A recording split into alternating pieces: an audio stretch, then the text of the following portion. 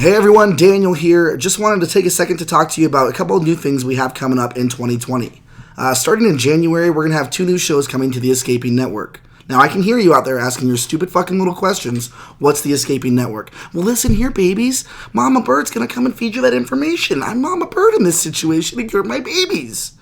It's a part of the news. We are launching our network, and with that, we have 2 new shows that I'm really excited to tell you about. The first one is a spin-off show by Kelsey and Roscoe called Yo, Where the Caption's At. It is going to be a wild ride that you are really not going to want to miss. I'm very excited to show you guys that and to see where it goes from there. Secondly, at the end of January, we're going to take to the stars with a new Space Pirate Radio show called Space Pirate Radio. It follows the crew members of the Dawn as they lie, cheat, and steal their way across the universe.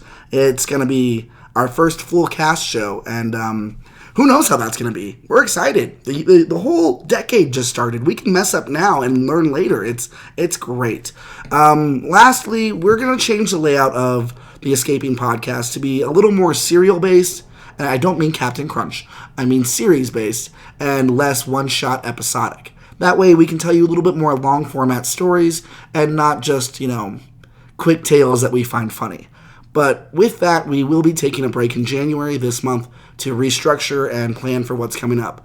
Now, that doesn't mean that we're going to have no episodes. In fact, what we're going to do is release our Patreon episodes, our Mandalorian / Verditto series, and that's going to be coming to you every Wednesday like we normally release.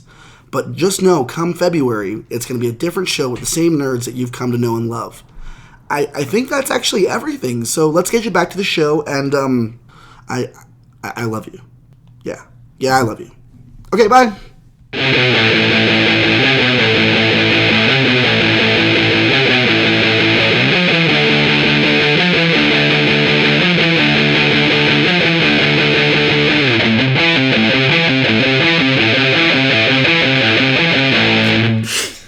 Mandalorian. Yeah, we're just gonna jump right into this shit. Oh man, this is the way. This thing is going on more and more like an old western, and it's freaking awesome. Yes, it is. Everything is It's so good. How's it going, everyone? Welcome to another episode, another chapter in the Ballad of Verditto. This is a bonus Patreon episode. You usually say something about that. I don't normally say any of that. Yeah, crap, you do. You literally do. Every time we do a Patreon episode, you're like, bonus episode!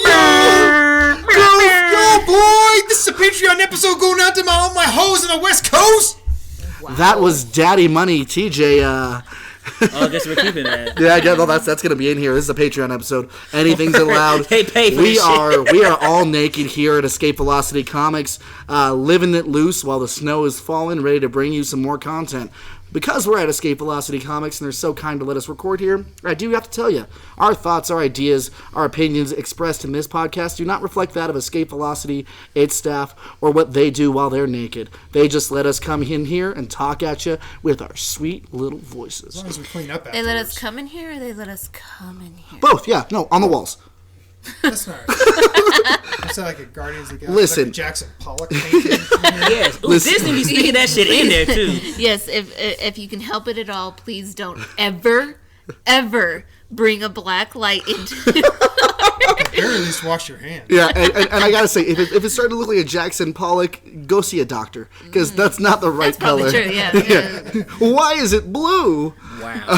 I am Daniel, as always. To my right, I've got Kels for show, a.k.a. Mando's #1 fan, yo. I don't believe that. He's a long time ago. He wouldn't have heard of you. It's okay. He will. Sitting across from Kelsey, we have... As TJ, Star Wars aficionado and ordained Jedi Knight, if I can get that in again. We'll see. That's what I said. Yeah, last time he was Grand Wizard. It was crazy. Dovetail into that all. We actually have a guest on this one today. You know her. You love her. She hates us, but she will always show up to support us. What's your name over there, honey child? Oh, I'm Tashina.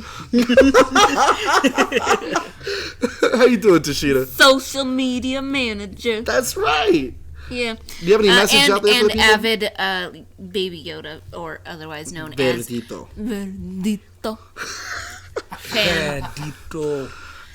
It is. Yeah. I literally can't contain my like happiness and joy every time he's on screen. It's the best. I mean, it's in a like world and in a society where people are being like divided, and I mean, it's like the one thing that people can agree on, that Verditto is just he's uniting us all. I know. He's Just like Pokemon Go when it first came out. We're all on the same page for once. Absolutely wrong. Okay, but no, Verditto is the truth. He's pure. There's nothing. Nobody has any arguments against him. No. He hasn't tried to hurt a single person, even though he should have force choked a motherfucker once or twice along the way. Although, not to get too far ahead of ourselves, we saw him try to at one point, Yes. and that was amazing. true. We will talk about that when we get to the next Exactly. episode. Only people that try to spark beef with him or people that try to bring up these memes when they say, hold on, you can't. No, it's already been taken. Yeah, no. It's already gone. I've gotten into a few online, not arguments, but debates. How much time do you have in your hands? Not a lot. Okay. When I'm using the restroom or when I'm, Which is a lot. Which is a lot. It's a decent amount of time. You know what? Yeah, okay. It's measurable. People say you sleep half your life. I don't know if I do that, but I definitely am in the bathroom half my life. You need a Okay. Clorox- Sleeping. You need to carry Go a ahead box and of brag, Clorox why don't wipes you? with you and clean that damn thing every once in a while. No. What I've got down there is one of those Glade air fresheners. That doesn't cut it. Well, no, it doesn't. It slides in easily enough. That's the bathroom version of like Axe body spray shower. I as an adult, I've learned that doesn't work. You know what you need? The same Febreze they're using when they bring people in to smell the trash, and they're like, "Oh my god, it's so good." I take 2 of those, I just open it and just dump it all on my body. Word. So I'm only here to talk about how cute Baby Yoda's. Oh, sorry, Verditto's. Yeah, if you're gonna be on this episode, Sorry. It's okay. No. That- Let the woman contribute how much she wants to. You It's can't tell her what very to do. like exotic, romantic sort of name for him. Oh, okay, I thought you were gonna say he's kind of Verditto's exotic and name. romantic. He is 50s. No, He is, though. So I just read that they modeled the original Yoda's eyes after Albert Einstein. Like, Really? yeah. So if you could like, Huh, maybe. So it's all relative. yeah, exactly. Encyclopedia Greer. Who did they who did like, they model his after? America's little- heartthrob? Oh, thank you. Kelsey Greer? AKA Encyclopedia Brown? Yeah. Damn. Cute little teeth and big little ears. Oh, him's teeth are the best. Some little hands. Yeah, oh. Does he have teeth? He does. Oh, he totally has teeth. I'll send you the 50 on. pictures I Nah, have but they're saved in my not. phone. They're not creepy little teeth like an ice cream man. No, they're cute little Okay. teeth. Like he's gonna grow up to be a strong. He's gonna make this mama proud. He's gonna make this mama proud. All right. So let's go ahead and get Proud into of your babies. another chapter in the Ballad of Verditto. Last time we left you, a lot had happened. We had seen Cara Dune help the Mandalorian teach a town how to defend themselves. They took down an AT-AT. The internet lost their fucking minds because women knew how to shoot guns. Yeah, it was a whole thing where they're like, "Why can she handle a bastard?" They don't She's be a watching girl. Walking Dead because She they got- always be shooting motherfuckers She on that got show. boobies. She can't shoot. She's Cara fucking Dune, and the mom, you know what? She has a past. Everyone has a past. But now, Yes, they do. after getting a classic cowboy trope, we are treated to some familiar places. But to be clear, that's a Seven Samurais. Yeah. It's almost exactly the same plot. Because So I was samurais wrong. came first. Which came first, the samurai or the katana? Cowboy? Or the Magnificent Seven for a cowboy aficionados. Fair enough, yeah. Was Thing. modeled after what you just said. And I will say the update on Magnificent Seven with Denzel Oh, Washington, solid Chris movie. Pratt. Ooh, you can never go wrong with Denzel too. But But that's in the past. now we're starting off, and this episode is called The Gunslinger. Another nod to this is a shit, I can't space see it. western. And where do they take us? Take us right to where we thought we always were, Tatooine. Tatooine, Crisis on Infinite Tatooines, or at least right. 3. And it's great. It's not even like there's not even kind of like a label that says we're going to Tatooine. You know, kind of block letters at the bottom. It's just like a communique between Mandalorian and the ground control. Like, this is Mos Eisley Station. You can land at landing pad 3-5. And Yeah, could you yeah, yeah. explain what Tatooine represents or how it connects to the other movies or other Star Wars noobs like myself? Yeah, there's a lot of people who jumped in on Mandalorian without really experiencing the whole universe of Star Wars, which is fine. I mean, touching on that, they have done a phenomenal job in not really making any of the previous stuff that you know about Star Wars or that you think you know about Star Wars relevant. Like, you can literally jump into this series not knowing anything about Star Wars and still be completely and totally entertained by the whole thing. Right. There's nothing you need to know. Exactly right. That's right. But they've included enough of the old stuff for diehards or longtime fans to be entertained by what's still included in this series. Well, and I think that speaks to Jon Favreau's writing. Because even, and I'm always going to come back to it every time we do this, when he started the MCU with Iron Man, lots of people knew Iron Man. But he did it in such a way where it's like, hey, you don't need to know the history of this guy. Here's some cool stuff. And if you do know the history of this guy, check out that Easter egg over there. Check out this over here. But it's not in your face. It's not like forcing you to look at it and say, do you remember? Exactly. The 21st night of September? Yeah, and so to that point, they're going to Tatooine, but it doesn't have to be Tatooine. It's just a desert planet. It was just kind of like a nice nod for us. And when those little, because they were in the prequels, they weren't in the original trilogy, but the little droids that pop up, droids, oh my god, those maintenance droids, I saw them and I'm like, Chewie, we're home. So that's the planet Anakin's from. Yes. Okay. And Luke. That's where all Star Wars started. Yeah. That's all I wanted to know. And we even go to the same cantina. That's right. Yes. But it's different this time. It is different this So time. they show some progression in locations. Absolutely. Well, so it's 5 years after Return of the Jedi. And they fired that band. Yeah, they fired the After they played the same song for 2 years, they're like, you gotta fucking leave. Like, yo guys are a broken record. No, that's the name of the band. And the bartender's It's gone. like if someone leaves on a 10-hour loop of Chumbawamba's Tub Thumping. After a certain point, you're like, how long have I been here? You know, you don't really know. Well, like in How many times can I get knocked down and get up again? in How I Met Your Mother, The Proclaimers, 500 miles. Right. Like, you get tired of it, but it comes back. It comes back around. The fondness comes Yeah, back. every around. time the manager of that canteen was like, I'm throwing him out, he's like, oh. It's a good song. The patrons love it. And speaking of patrons, we love all you guys that subscribe to our Patreon. Yeah, thank you very much. If you're listening to this, you are a Patreon subscriber. If you like what we're doing here and you are excited for some more mini-series we're doing, please let your friends know. If you think we deserve a little bit of cash for what we do, it really does make a difference. And thanks for subscribing. What's interesting about that cantina, though, is that it's being serviced now by a droid, right? Yes. And that was one of the first things. No droids! Tried to come in, no droids. We don't serve those kind here. And they go wait outside. Yeah. Well, now it's being bartendered by a droid. No, and it's great because I don't know if it's the same booth that we first see Han and Chewie in. It's close. But there's another bounty hunter there, very reminiscent of some young gun trying to make a name for himself. And who should he see? He's got the Mando. The Mando! That's right. Now, what were your guys' first thoughts of this guy when you first see someone who's offering, some jobs, even though the cantina patron goes, no. You know, at this point with the Mandalorian series in general, I feel like you just can't fucking trust anybody. No one can. You cannot trust anybody. And Mando obviously doesn't trust anybody, not fully. I mean, you kind of get that feeling that, like, he'll give them, like, half a chance. Exactly. And then, if they blow that fucking then chance, they're done. Yeah. Because, like, in his nature as a Mandalorian, like, they're secretive and they don't expose themselves. They don't take out their helmet because this is the way. We can't trust people. We got to do our own thing. And it's a bounty hunter gig. Everybody's out to get this score. So why put faith in anybody besides yourself? They're all just going for the payday. Yeah, Exactly. The bottom line, if it's not Mandalorian or Baby Yoda, you don't trust him. Exactly. Right. Well, okay. Point Yeah, blank, period. pretty much. A couple exceptions. Name one.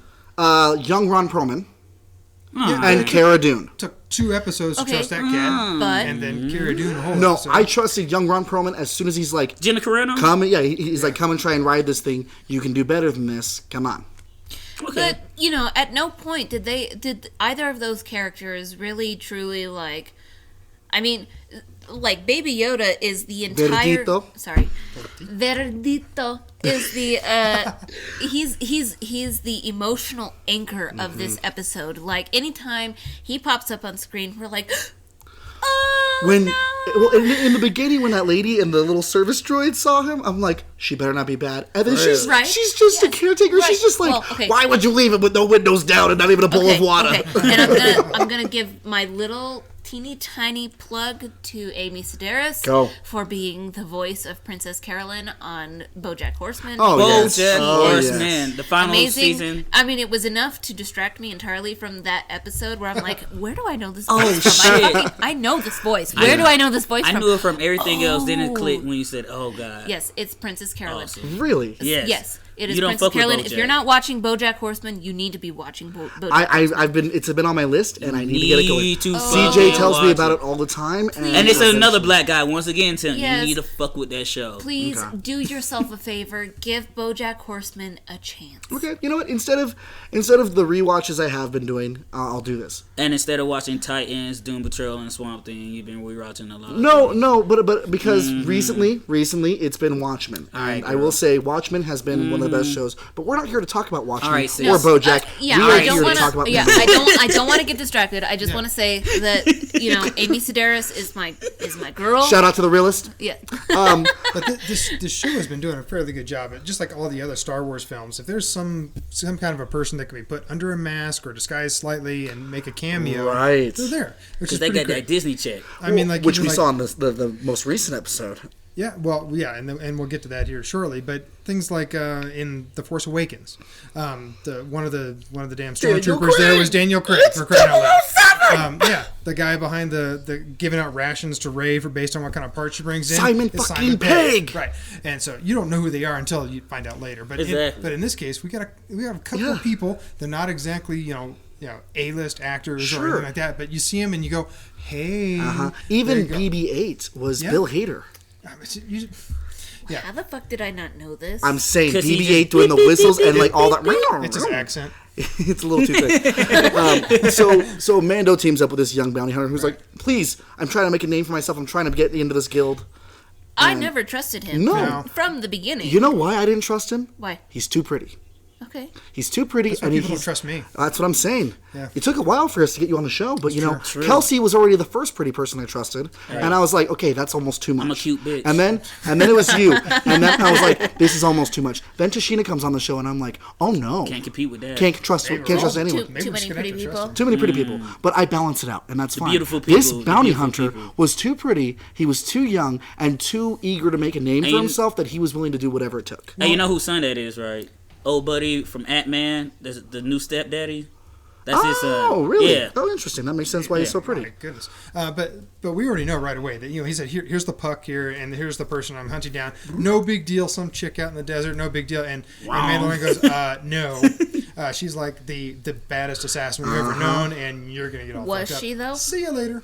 That's Was what they she? tell us. Well, Mando did sneak up on her. You got to give him a surprise attack round for that with any D&D character. You get a surprise attack round, you could He got always get lucky. advantage. Plus, old buddy was the distraction too, so he played Exactly. off that element. And that's once again another woman coming on being one of the strongest and one of the most fierce Okay. competitors that he ran But, across. I mean, Kudos. am I alone in feeling like Ming-Na Wen was a little her spot on this particular episode was a little lackluster? You are not alone. no, it was. I don't think I so. mean, she could have had a really. I mean, they made her seem like she was like gonna be a total badass, but Maybe some more totally hand-to-hand get it. combat. Right, exactly. I totally understand that Mondo is supposed to be, the guy that we're rooting for, the one that we Exactly. want to win. Yeah. Even though he gets his ass handed to him 7 days a week, Near twice on constantly, Sundays. but it's the battles. But Yes. but this is like this was an assassin that even Mondo was like, no thanks at first, Yeah. right? Until he was like, fuck, I need this. Right. Okay, fine. Well, and you also got to imagine in his mind, again, with him being a foundling, him being someone who had to pull himself up by his bootstraps, he sees this young kid, and even though he doesn't trust anyone fully, there's part of him that goes, if I had had this opportunity, like someone to help me when I was younger, maybe I'll help this guy out.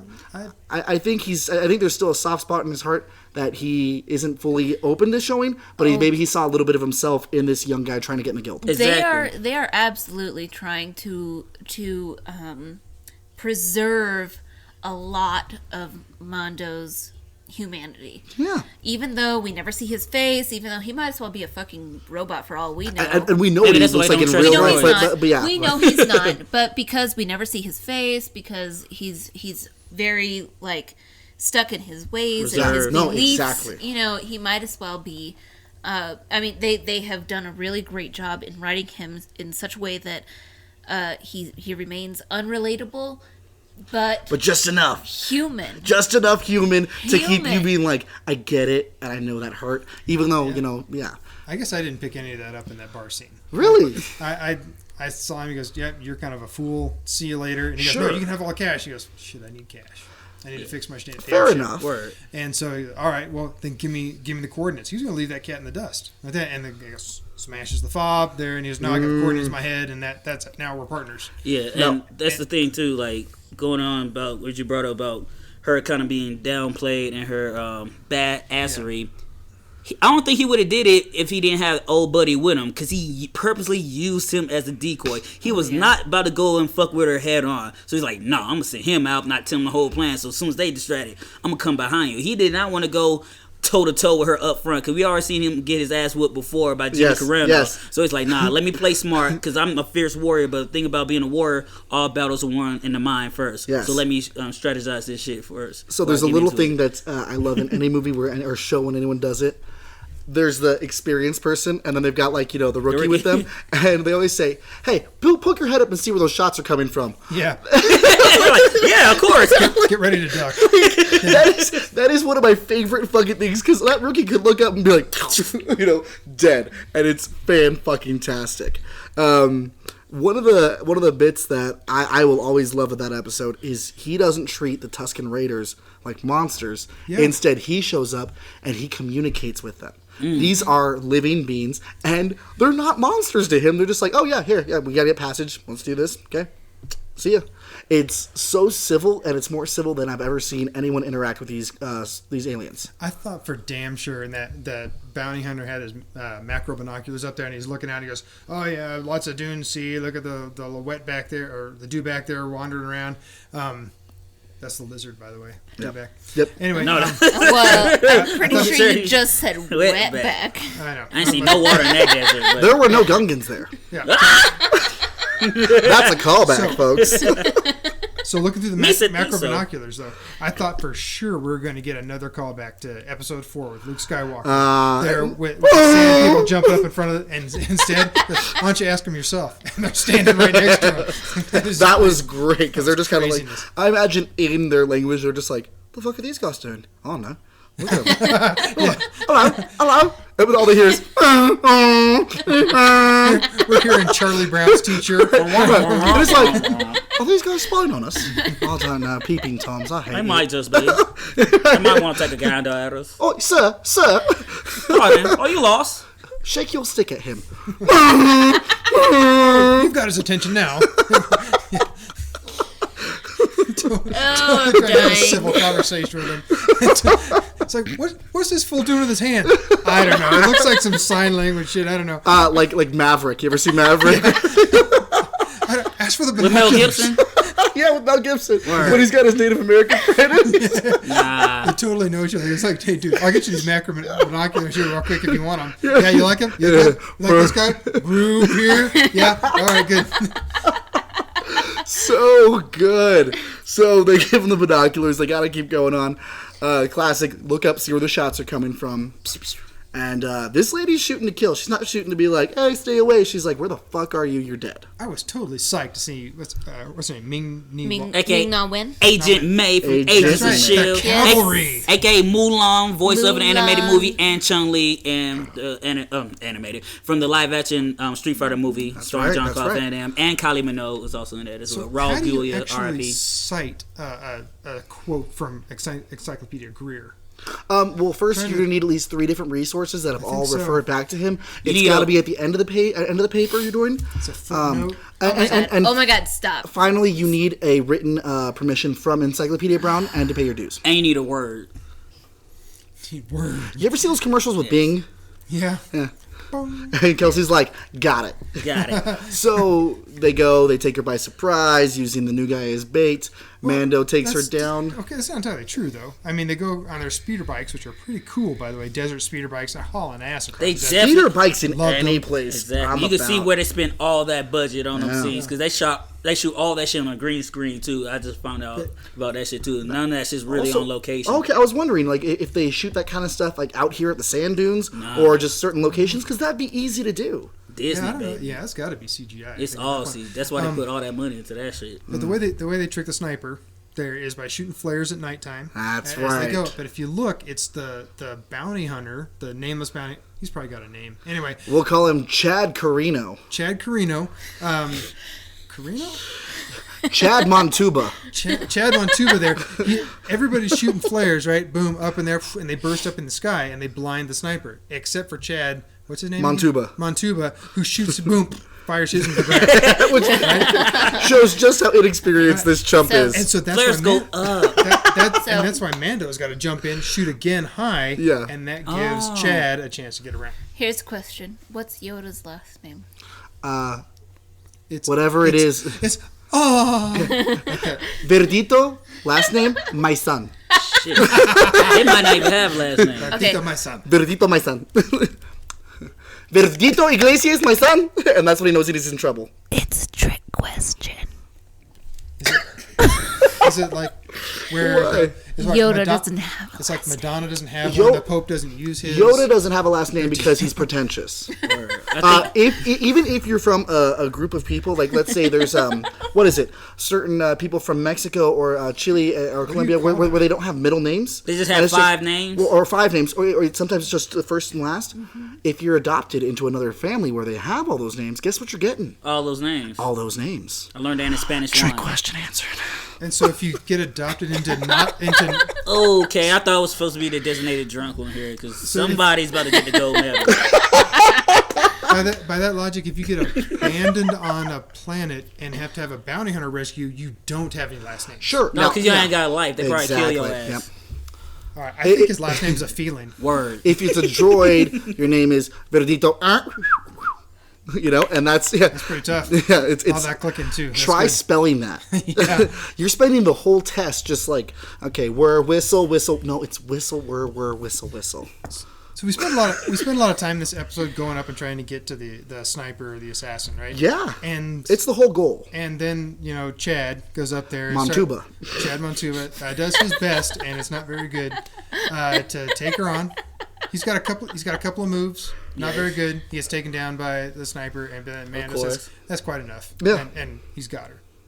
But then I think the real crux of the episode Here it happens, comes. right? Here it comes. Hit us with it. All right, so now, the point is we eventually have to get this mark, the bounty, back to wherever bounties go, and we got to get it. Well, it turns out in the process, one of the speeders got shot. So now we need another ride. So who do we call? We could drag you behind. That's what he says Yeah, to that her. would be pretty high. That would be amazing. No. But instead we got the do-back. Yeah, sorry. Which I didn't know the name of those particular creatures at first, so I was like, okay. Well, I really love the weird piranha, iguana, Lizard. Yeah, that's right. lizard. Oh, them things. Well, and then you've also got the whatever they're called, the big are they banthas? Banthas. Yeah, those are my favorite. I want to see some of those. Yeah, you had to actually have the toy back in 1978. I did, and I've played Lego Star Wars. Okay, friends. Okay.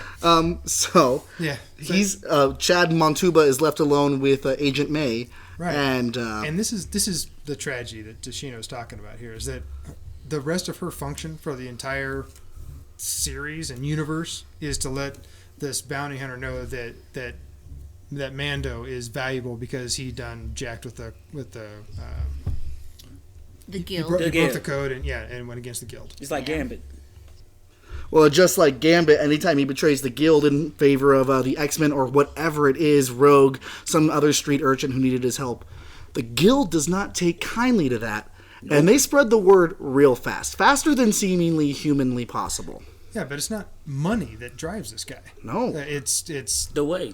it's a No, glory. no. It's legend. It's the legacy. fact that when he gets into the guild, he wants it to be something that is spoken of years later. Who he is in the guild, he wants to be something that is at that high level. His and reputation. what does she tell him? Well, she tells him that the Beskar armor that he's wearing alone would be more than the bounty, but he goes, he doesn't care. Chad says, money? My dad could buy this planet. And don't forget, man, I'm in charge. I told the Mandalorian to come get you. Yeah, you're in charge, dude.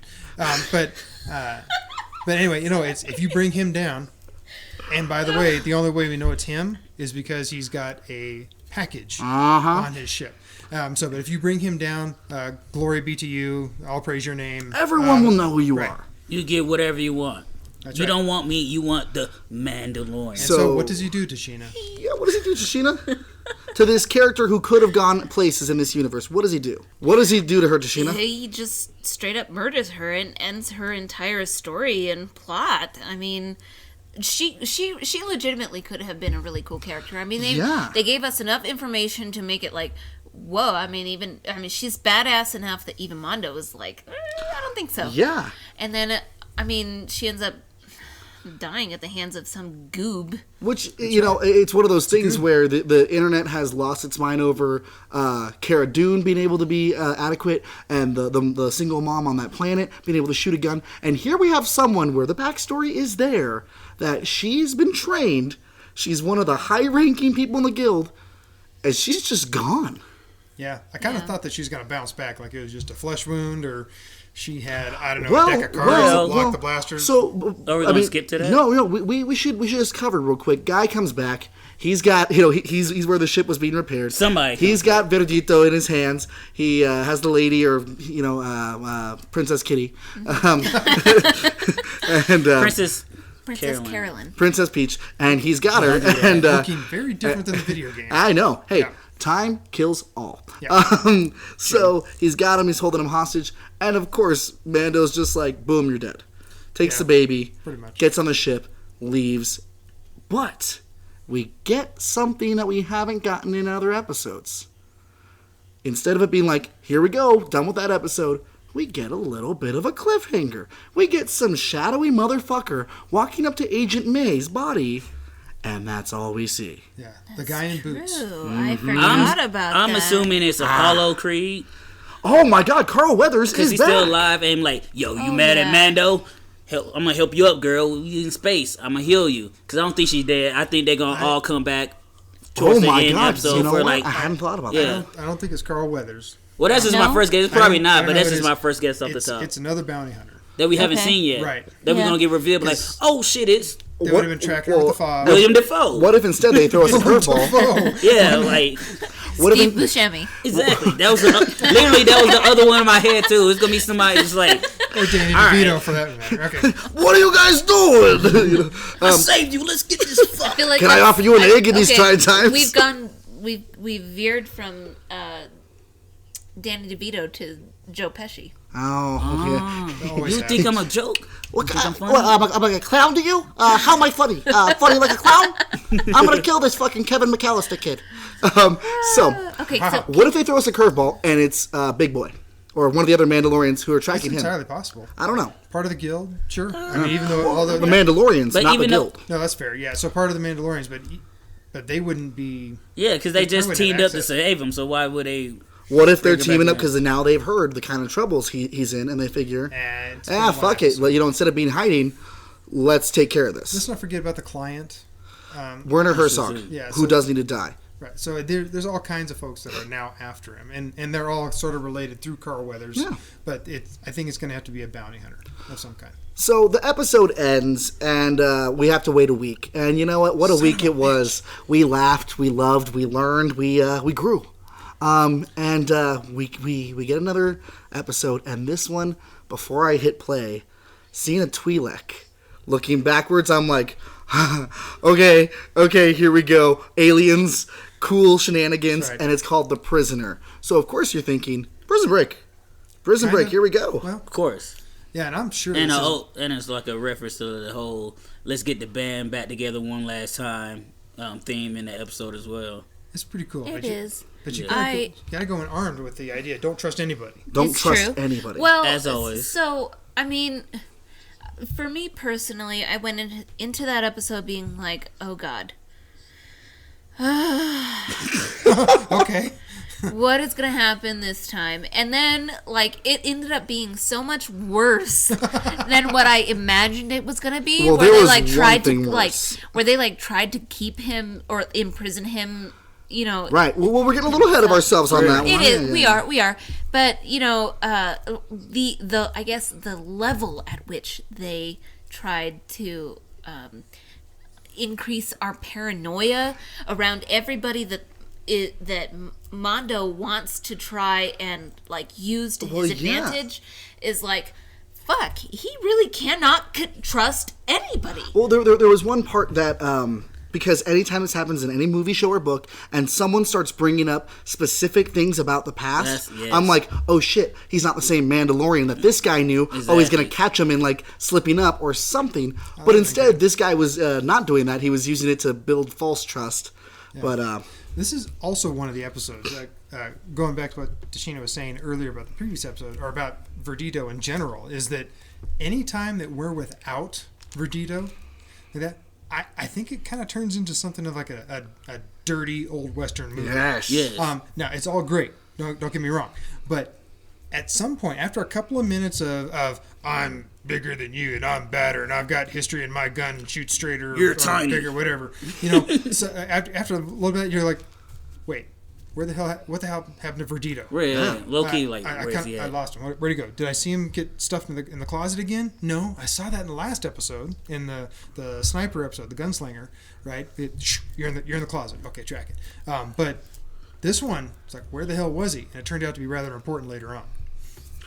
Well, before we get into where he was or where he wasn't, we do need to point out the star-studded cast in this episode. Yes. Clancy son. Brown. I was gonna say you got Mr. Krabs, you've got Nymphadora Tonks, you got Bill Burr, Yes, Wait, Bill wait. Burr. you Oh got my God, Moss, Bill Burr. Moss from the IT crowd. Wait. Whoever Fat Boy was, I can't remember where he's from. Sons of Anarchy. Sons of Anarchy. Thank you. Clancy Brown is Mr. Krabs? Yes. Yes, you didn't know that? First off, I didn't know that Oh. motherfucker was Clancy Brown until I started watching video. Yeah, the big strong. Yeah, I didn't know that. He's 'Cause the Kurgan in Highlander. Yes. Man, I Yes. love that guy. Oh my God, it was perfect, and I was like, I love Okay, the so- fact that I love Highlander. I'm like, I know who Clancy Brown is, but I wasn't watching through the makeup, just like with old Purple Girl. I was like, I had an IMDb. I'm like, oh, she the bitch from Game of Thrones that helping Brandon, the other one, get through the woods that got killed. Hodor, you got quite a big member, ain't you? Oh, she the one that smashed her. Yeah. Oh, Yes. yeah, but no, Yeah. like that was amazing acting because I didn't see the actors. I saw the performance, and I was entertained by all that shit. And Bill Burr had all the best lines, and he was Bill Burr enough not to take me out of the fact that he was Bill Burr. Speaking of Bill Burr lines, let's get into one that Okay. really, All right, go ahead. really did the thing for me, where they say, "What do you look like under there?" Ah, I bet you're a Gungan. Is that it? You're a Gungan? Maybe you sir don't want to take off your helmet. That And shit I'm had like, me in what the tears. What the fuck? That's a not so veiled insult at the whole Jar Jar. Binks, Exactly, right? and me being a casual Star Wars fan, I was like, I get that reference, I- and I enjoyed it. You're Steve Rogers, Yeah, the first that's what- Avengers. There's another reference just earlier Yes. than that where it starts talking about who exactly Bill Burr is. And is some kind of fallen Imperial trooper or some kind. And He's so, an you're a stormtrooper. imperial sharpshooter. That's right. He goes, "Oh, Yeah. not quite the shot, are you?" No, he goes stormtrooper. And he goes, not a stormtrooper. I can fucking shoot, man. Making reference to the idea that stormtroopers can't hit. And anything. I love that. Once again, casual Star Wars fan, I got that. I was like, ha ha, that shit's funny as fuck. So they're at this place where no questions were asked. Mando is let in because of his ship. Because they needed the ship. And another guy. his friend says, "Oh, you're always welcome here."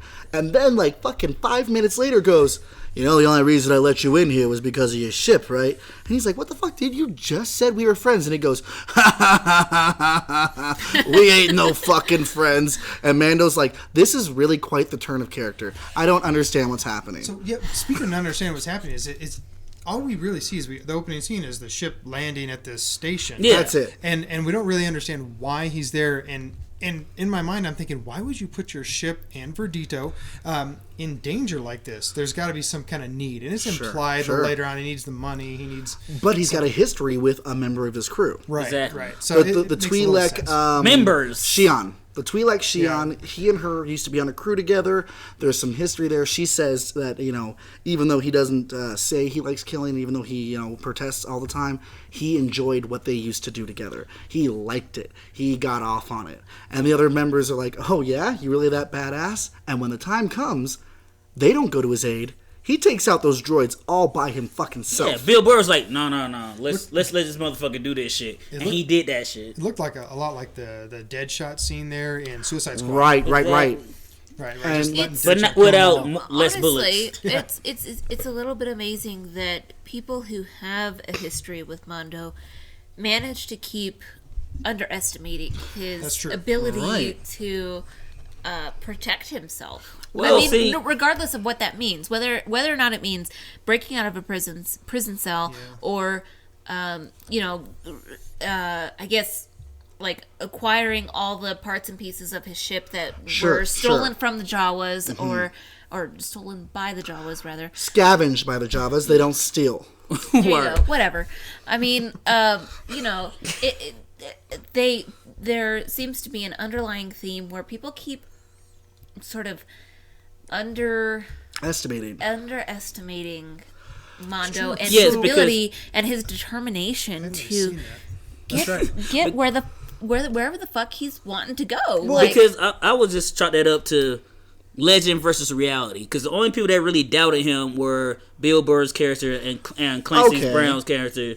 Because they was like, oh, Mandalorian, what makes you so cool? Because she already knew what he could do. Old buddy that brought him on already knew what he could do. So they kind of like, yo, let me see what he could do. And he showed them, like, we hear all these things about the Mandalorians. Now let's put your money where your mouth is. And they showed them. It's true of... I'm sorry, I didn't catch the guy's name. The one that was from Sons of Anarchy. Yeah. We will call him ZZ Top. Sure, let's call him ZZ Top. How about ZZ Flop? ZZ Flop. He legitimately underestimated Mando too, in terms of I am legitimately surprised that you've returned, where the others, fuck it, I guess it doesn't Maybe matter. He just thought they was going to turn on him anyway, like they tried to. Kill Mando anyways. Yeah. You know. I think it's a couple things with that. I think one is like seeing Danny Trejo in movies and then meeting him, and he's shorter than you think, but he can still kick your ass.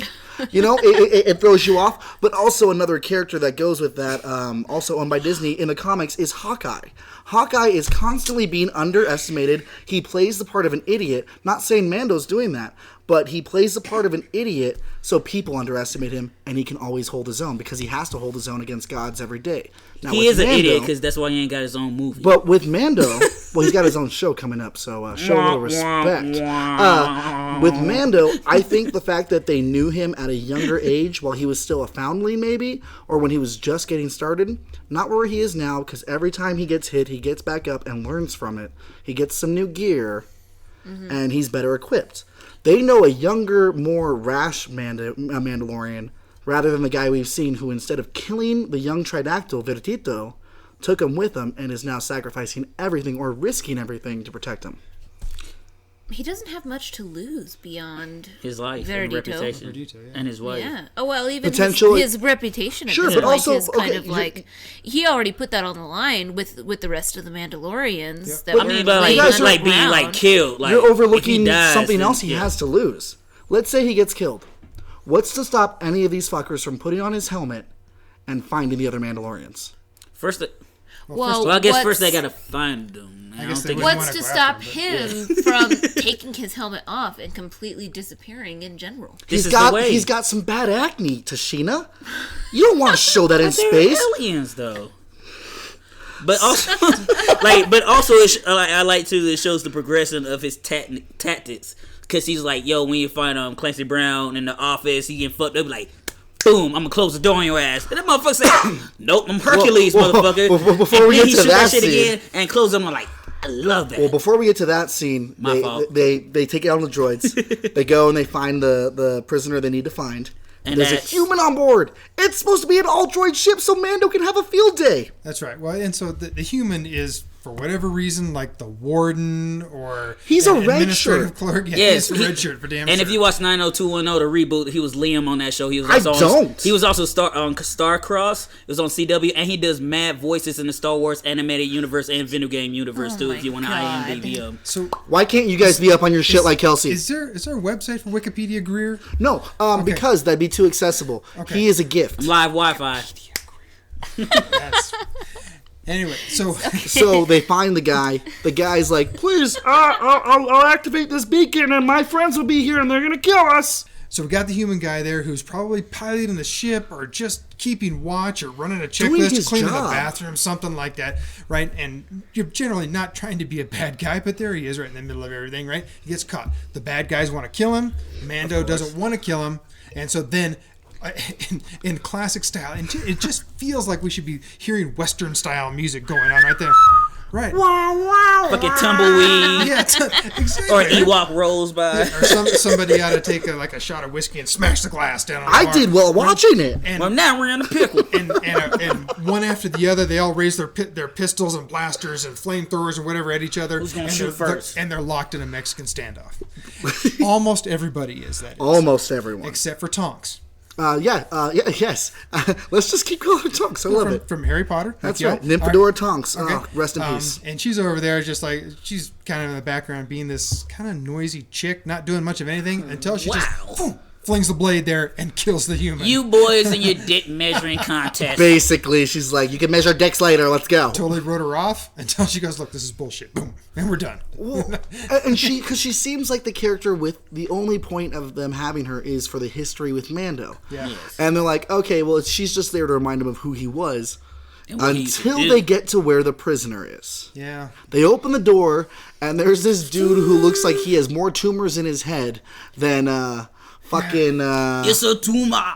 Yeah, that. Arnold Schwarzenegger. He basically he looks like a perfect cell when he's like, but only in the head when he's starting to expand. Oh, word. Gross. Very But it gross. works. He is the brother of this Twi'lek Tonks. And they come out the door and they do some weird Lannister embrace where they're just like, brother, sister.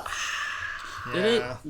And here, no, so here's the part where I gotta ask you all a question, and I think it's weird. Do you think that big fat man back on the battle station, ZZ Flop. ZZ Flop, Okay. right? Do you think that he planned to Yes. betray the Mandalorian? Yes. Yes. And the reason I ask that is because at the end of this whole thing, when Mandalorian comes back and he's got prisoner guy, right? ZZ Top doesn't seem surprised at all.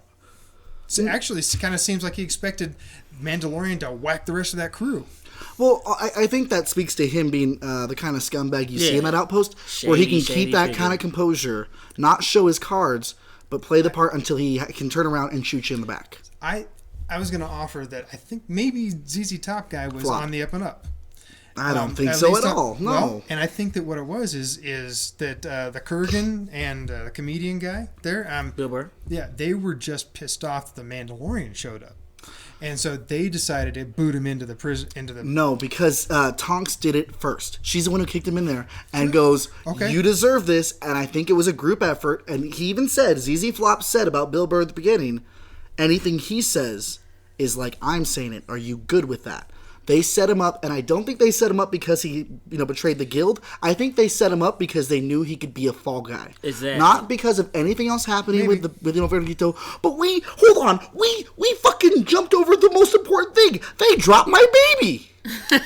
That they did. First, they discovered the baby. They And- dropped Baby Yoda on the Well, fucking it floor. was, okay, it was the droid's fault, and it plays Because the droids right have into, no emotions. It plays right into why Mando. Mando doesn't trust droids, right?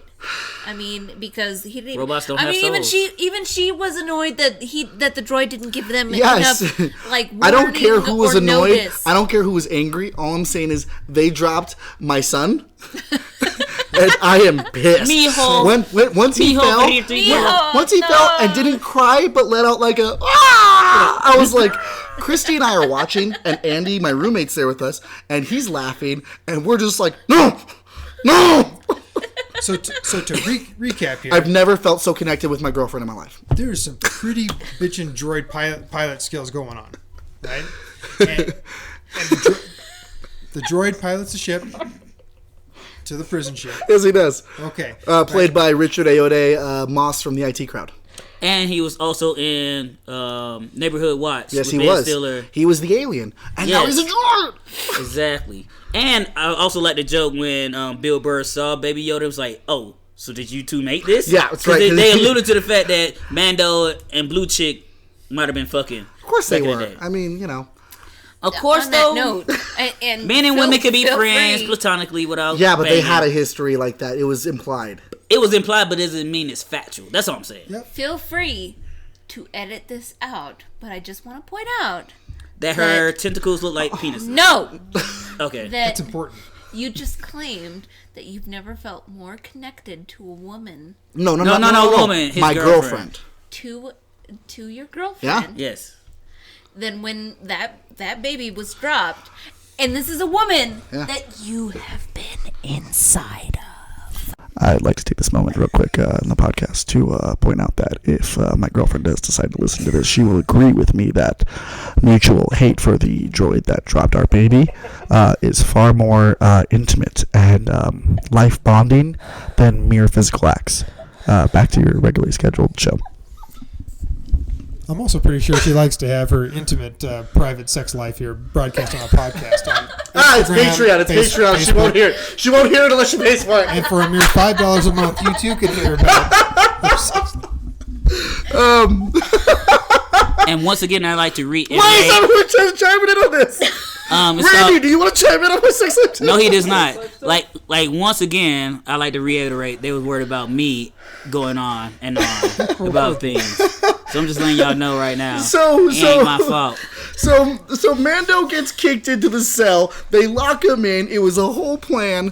Yes. And they go to take off with their prisoner. They've exchanged one guy for another. They go to take off because it was offset. Exactly. Migos Mando, reference. being beautifully skilled with his toys, gets a droid, brings him in, breaks off the arm, That was uses the dope. arm to escape. That was dope. Because he is not only the gunslinger, he is not only the protector of my son, he is Liam Neeson. MacGyver. That's exactly. Because He he can is be taken. MacGyver. And it's fucking fantastic. And in short order, he takes down just about everybody. And Off screen. and it's also assumed that he kills them all, That's right. which is pretty cool. Well, the fact that, because they don't show him doing it, and so I'm like, oh, they're going to switch back. Is this another droid behind these people as a lighter flashing? And you see him just Flashing in and out. ba-bum. Yeah. And it's beautiful. Eventually, it's realized that he locked them all on the planet. He takes the prisoner back. Who's like, Mando, please. Hey, I know my sister. She got what she want. She got what she had coming to her. Fuck all of them. Hey, putting down my gun. I'll double your pay. And we don't see what happens. We see Mando get back in the ship. Baby Verditto is there with him. And Verditto fought for his fucking life. Yo, that moment when that fucking droid opened up the door, I was like, yo, I'm about to blast this little green bean. Then Verditto put his hand out. I'm like, oh, And he he's closed gonna his force eyes. that Oh my motherfucker. god, I was so We're getting a force excited. choke. We're getting a force Yep. choke. But And no. Part of the droid's head explodes, and we see just the cutest little thing where he looks at his hand like, Oh, my shit don't work. Son of a bitch. yeah, I need to be careful with this. Watch where I point this thing. And then droid I'm falls one with over. the force is with me. What the fuck is going on? Droid falls over in classic Mandalorian style. We saw the shot, we heard the blast, or whatever it was, and the real person who killed them is left standing. Mandalorian. They take Tonks's brother, Gronk's. Zen or something like that. Yeah, Zim. They take Zim back to the Purple station. people eater. ZZ Flop is there, and he sees just Mando and Zim get off the plane. Doesn't seem surprised. There's a look where he goes like, huh, and then just kind of keeps his composure. Zim gets down. He's like, what happened to everybody else? He goes, no questions, right? Gets the money, takes off. What does ZZ Flop do? So we missed an element in here. And in the Mexican standoff with the human that's driving the prison ship, like that, he has a remote control. His only option. His remote control is a beacon, and it's supposed to call in some kind of rebel alliance, I don't know, security or response force or something like that. That's terribly fearsome to everybody. Yeah, Apparently. somebody's supposed to get these motherfuckers. Yeah, and so one of the things that that Mando did, and when he was all killing folks, or we thought he was killing folks, Right. He picked up that remote. We didn't know what he did with it. Kind of forgot about it for a minute. True. And so went back to the battle station there. Dropped off the prisoner, and at this point is where we can understand that ZZ's Flop there was going to try to kill the Mandalorian, because he calls up a fighter ship, realizing that Mando thinks he's going to get away with his payment. Yeah. The fighter ship is gonna come up there and engage Mando and probably blow him out of the water. Except they found out that one of the things he dropped in little Zahn's pocket there was the remote, which is beautiful because when you see those X-wings come in and they're just like, well, it's not the prison, but this is where the tractor was coming from. Oh, and here's the fighter coming out to engage us. Let's fuck him up. Poor fools. And they go, are you ready to fuck him up, Red One? I've been ready since the day I was born, Red Leader. Yeah. And oh my God, they light him up as Mando leaves. And what does Mando do after him and his baby have had a day? He unscrews that little ball. Little gear shifter there. And just gives it back to his baby. But then he says, I told you that wasn't a good idea. So are these two communicating? Of course they are. Well, as much as you can communicate with your pet dog. Okay, so Mando. Hold on. I need to stop you for a second. Did you just call Verditto a pet dog? Christy, please understand that I respect you and everything that you're about here, but I think that Daniel's about to go off the rails here. Yo, this is Daniel coming up straight, about to go off the rails. Baby Yoda, he ain't no fucking Baby Yoda. First off, he Verditto. Second off, he ain't no baby dog. He is my child. Third off, anyone who got some shit to say, they can take it up with my man Kelsey. And fourth of all, you could catch him outside. How about that? These hands are on sale, 2 for 1.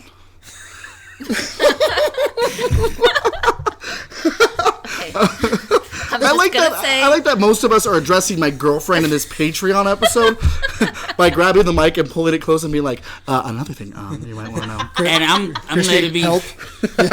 This is stated. I would never be pigeonholed by my alcohol consumption on some bitch again. No way, sirree, Bob. Fuck out of here. So the episode ends. I'm trying to be responsible, and that shit sucks. The episode ends. We're left wondering what is coming next. And we only have 2 more episodes. True that. That's right. Well, at this point, I think we know better than to trust almost anybody that comes into the... That's it right now. The Mandalorian's life? Yes, or, yeah. the Mandalorian's life. Totally. I mean, or, if... I mean, anybody new that comes in needs to be... approached with caution, basically. Yeah. But what the fact remains, 2 episodes left. 2 episodes left. And there is a season 2 that's marked to be made.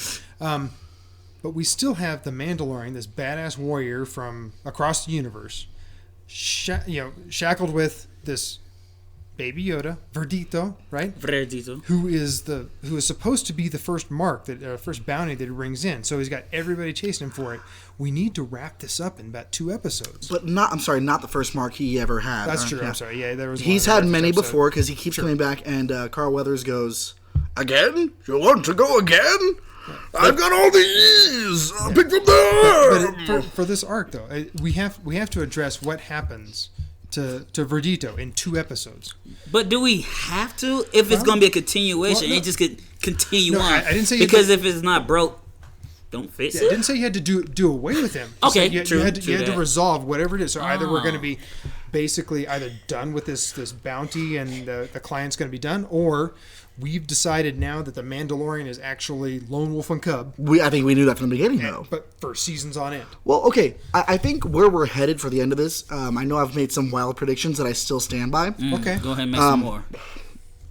I think this season ends with the death of Werner Herzog, the end of the FOBs, or at least the end of what we can see of the FOBs. There may still be some others out there, or those who knew about it without having it.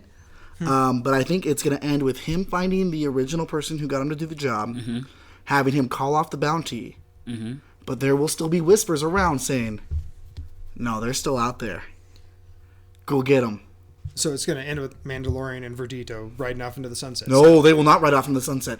They will fight their way to the horizon. Or I think it might end with them riding off, but then you have Agent May and Apollo Creed and somebody else that he encountered being like, we need to get them. Yeah. That's that. Like, there's going to be a squad of bounty hunters. Who will be after them. Who have Yes. been wronged by him, yes. And that, you know who that may include? A prison break of Bill Burr, Tonks, and Mr. Krabs. Because some of them did not die. Yeah. Okay, so correct me if I'm wrong, but the Shoot. big deal, of why the child, which is what the official name of Verditto His is, name is right? Verditto, mi son. Mijo. Mijo. Mijo. Verditto, mijo. Mijo, Verditto. Verditto Iglesias, mijo. Yes. Is that Will you dance he, for the one you love? he has the Force. And he can be We your know- hero, baby. We know he can wield the Force, which is apparently something that 50 years in the making has been lost, or at least not seen by anybody in quite some time, right? In this sector So- of the universe. Sure. Or Exactly. galaxy. So, I mean, I feel like there's no real, true, without seeing this last Star Wars installment. Right. There's no guarantee that whatever happens in the end of this season of The Mandalorian doesn't directly tie into the Force, or what it means when it's lost or when it's found. Right.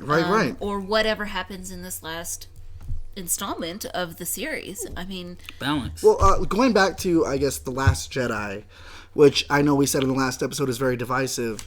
You see the kids, and you see that one kid who is Force sensitive, who at the very end he gets his broom and he starts doing it because the Force can exist anywhere. True. I think the fact that it exists in young Verditto is not because he is that race, but just because it exists in him. Coincidentally. Yes. Now, what I guess what I would like to see at the end of this series, or at the end of the Ballad of Verditto, whenever that ballad ends, I'd like to see him. I don't want to see him die, even though I think that's how it's going to go, or he's going to be sent back in time. But Damn it. But I'd like to see him disappear for a while because we've been told there will be more Star Wars movies, but no more Skywalker shit Right. after this one. And I'd like to see him show up, not necessarily as a main character, but just as someone who's alluded to. The same way that I've been saying for the last couple of podcasts. yes, and in this next one, J.J. Abrams has alluded to the fact that Ahsoka will make a guest appearance. And she'll just be a side character. She's not going to be there to help them as a MacGuffin. But even in one of these later movies, we see him show up. And you don't know it's him, but all you hear is like, oh, well, I was raised by a despot, or I was raised by a Mandalorian, or some kind of callback to the series that isn't necessarily impactful on the movie itself or the future of a franchise, but just to let us know our young baby went on to become a very strong man, and he's impactful in the universe. But that brings in the question: how do they age? Because Very the slowly. the Last Jedi don't take place far after this time period. So I'm not saying in this next movie. I'm saying It takes place Years 20 later. years later. yeah, but he's 50 already, so he's gonna go from a baby. Like I'm saying, like if he goes from a baby and 50 to 20, then he's mature enough to speak. That's one thing, but we don't know that happens because that's what I've been saying too. Like if they do another trilogy, they could do a time skip when he's okay. quote, unquote, at that Then how age. would you guys feel about this? That's what I'm trying to say. Rise of Skywalker ends. There's people being trained in the Force, neither as Sith or Jedi, but just to be trained in the Force. And among those younglings, It's him. Yeah, we see the young Tridactyl Verditto. totally fine with that. And then they could No. do a time skip in the future and make it like Nope. 50 more years in the future, and then have him at an age where he Nope. could be an intro part of the character. I'm sorry. I think Tashina has a point to make. nope. Yeah, she does. This is a point just I now. think she. Yeah, that's. We got to wrap this up, but I guess since you're saying nope, I want to hear your point first, and then we'll go around for some final questions. I'm gonna call it right now. Mondo dies, and Like the first season of the Walking Dead Telltale game? Yes. Don't hurt me. Yeah. Don't hurt me like Baby, that. don't hurt Okay, me. and then the second season becomes all like flashback, present day. You're telling me Verditto becomes Clementine? Yeah, sure. And not Baby Judith? I don't know where I am anymore. She's breaking me down on a level that I understand. I just want to break it down I'm so just saying. badly. Prepare yourselves for death, whether or not it's a sweet, precious, innocent, lovely baby Verditto, or if it's Mondo himself. I'm saying prepare yourselves for death. She's whispering the same way when she talks about me and my girlfriend being intimate. This is It's just about the same thing. it's highly erotic, and I won't be able to stand for at least a minute and a half. It's also mostly fictional. Wowzers! That does it for just today. That's the end of Ballad of Verditto. Whammy! Okay, Zoinks. okay. So you think death is going to be in the cards? I do. I guess. Final question, and any plugs you have. Where do you suppose we're going to be at the end of this season? Because we've only got the one episode left for us. No, 2. Oh no, Okay, for us, okay, 2 for okay. the show. So Okay, I we are definitely you absolutely 100% should prepare yourselves for a cliffhanger.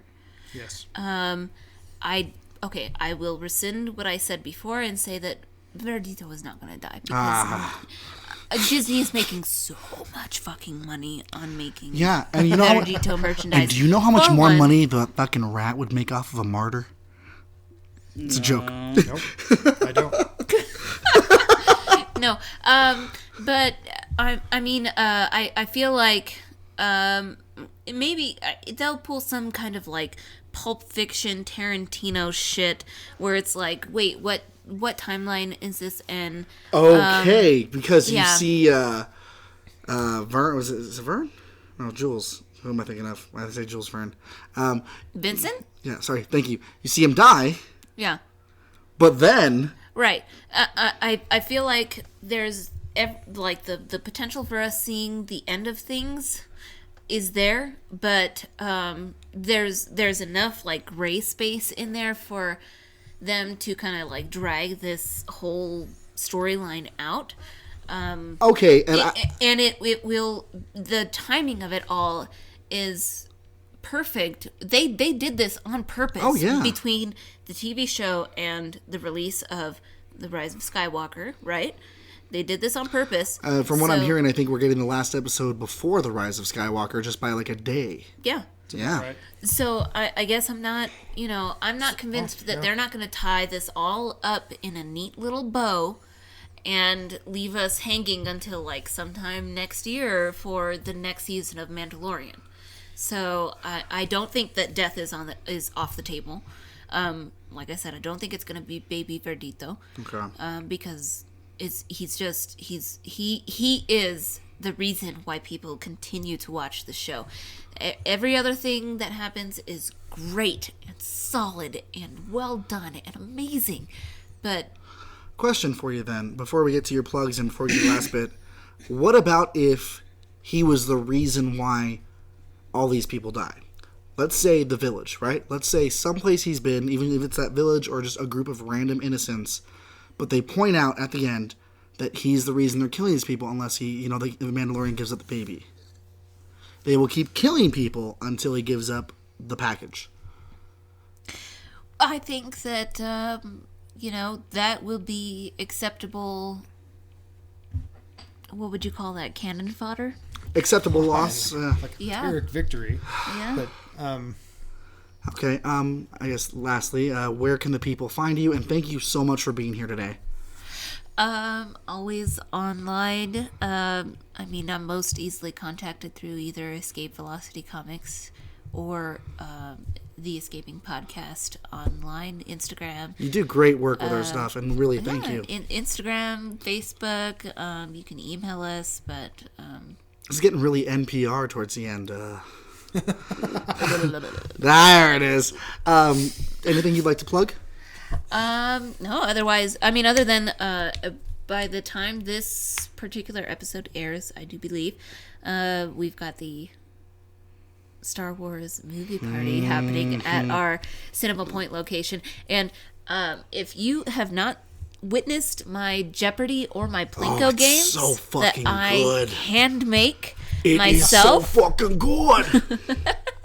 I put a lot of hard work and effort into them, and it would be great if you just came out and showed your appreciation for the amount of hard work that I put into all of these events.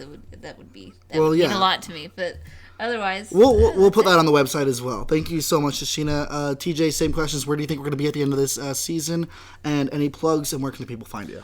All right, so I absolutely think there's a cliffhanger, but I think that one of the things we have to remember is, there are two things we need to remember. One, Disney doesn't like to keep young things young, a la Baby Groot.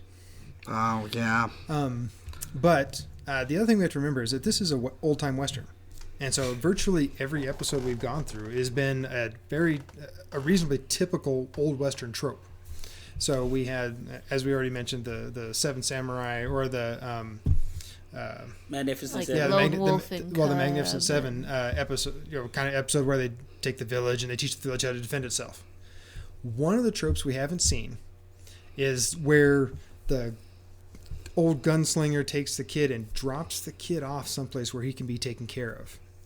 The other part of that is the Return of the Jedi trope, where I think the Mandalorian is going to get captured, and I think that he's going to be imprisoned, tortured, hard labor, something like that. Fast forward to season 2, and I think that it's going to be like Gina Carano is going to come back and probably hook up with Verditto, who now has a little bit more control over his force powers, and comes back to rescue the Mandalorian. So same thing with you. I've got a quick question. Season 2, he's hard labor. We see him without his helmet, or we know he's without his helmet. See maybe the back of his head. When they rescue him, she even hands it to him without looking. And I think it's not even him. It's Baby Yoda like forcing it on his head, and he sees him. And I'm crying right now. I know. I think it's gonna be because he's like, Mando, you are. No, because he'll just talk normally. Okay. He'll be like, bitch. I think we're seeing like some kind of forced labor, but he's gonna have taken some, like, ripped his sleeve off and put some shit. Yeah, kind of thing. That's where I see it. Where can the people find you? What do you want to plug? Well, you're gonna need one of them tracking fobs to find me, because I'm not on social media. Yeah, can't find me unless you come here come to Escape Velocity on Wednesdays to find me with New Comic Book Day. But other than that, stop trying, please. Okay, Kels, same to you. Oh. Before TJ dropped that gem on me, I didn't even think about that possibility, and I definitely like TJ's answer the best out of anybody's. But just me personally, before we had this conversation, I just could see it ending with Mando and little Verditto escaping some type of calamity. They barely escaped the situation due to Verditto using the Force again, since he haven't used it in several episodes. And like I said earlier, I could see a squad of former villains, adversaries uniting and be like, yo, this is what we need. We can't get this dude by ourselves, so let's come together. We split the bounty, and it ends off with that. So season 2 is just be about Verditto and Mando on the run, trying to stay alive. Then maybe it ends with Mando being captured and them getting the bounty, and then season 3 picks off with a time skip and all that jazz. But yeah, you can always find me Snapchat and Instagram, Kels for show, Facebook, Kelsey DeAndre Greer, and anything to plug right now? Nope. Just continue to support the Patreon, the podcast, and make sure you tell your friends, family, and everybody else that you know they should definitely listen, especially if they're geeks or nerds in their lives, to like on Instagram, Facebook, and comment, and we always appreciate it. For me, like I said, I really would like it to end with either the death or the cancellation of the bounty from Werner Herzog, or both. God damn it! Not to say the same thing, but that would be great, TJ. What you said, that is really cool. But I also think Tashina's onto something with Death is on the Table. And not only is it on the table, it's one of 2 items on the menu. The other one being water. And you gotta have a little water to wash down your death. I have no idea what's coming next. I'm excited for the end of this season because I know season 2 is just going to expand on one of the most amazing adaptations of a Western I've seen in space. There's a lot of them. Space is the final frontier, and it's great to see that happen. We've seen many things on Star Trek where there's adaptations of certain Western tropes, but with this, it feels like something that I not only want to sink my teeth into, but can't wait to see how they expand it. You can find me on Facebook, Instagram, Facebook Daniel Rojas, Instagram Blue Morpho, one word, the O's are zeros, and be sure to follow us on Instagram and Facebook. If you're listening to this on Patreon, we assume you do, but tell your friends, Facebook, Instagram, Patreon, Escaping Podcast, and if you or anyone else you know would like to have your music featured, go ahead and send us an email at escaping.podcast@gmail.com. Thank you so much for listening, it really means a lot. Remember, folks, there can only be one chum bucket. And if you get trapped in an Imperial prison, just realize this is the way and become an escaping and stay uncanny, y'all.